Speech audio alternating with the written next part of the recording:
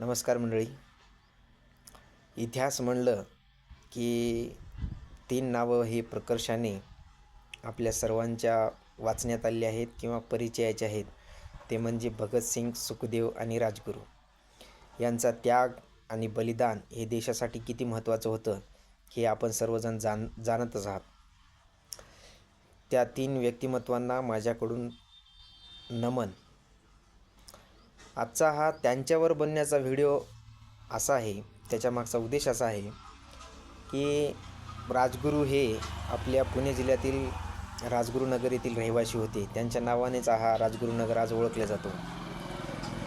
तर आता या महाराष्ट्रामध्ये स्थानिक स्वराज्य संस्थेच्या निवडणुकीचा बिगुल वाजलेला आहे आणि त्याचबरोबर त्या राजगुरुनगरचीही नगरपालिका या निवडणुकीच्या रणधुमाळीमध्ये आहे.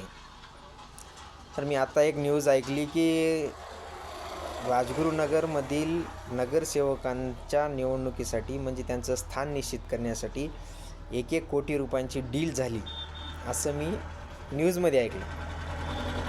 तर हे जर खरं असेल तर मग लोकशाही आणि स्वतंत्र भारतासाठी लढणाऱ्या त्या थोर हुतात्म्यांना आज काय वाटत असेल की बाबा आपल्यासारखा सर्वसामान्य नागरिक या निवडणुकीच्या रिंगणात उतरू शकत नाही.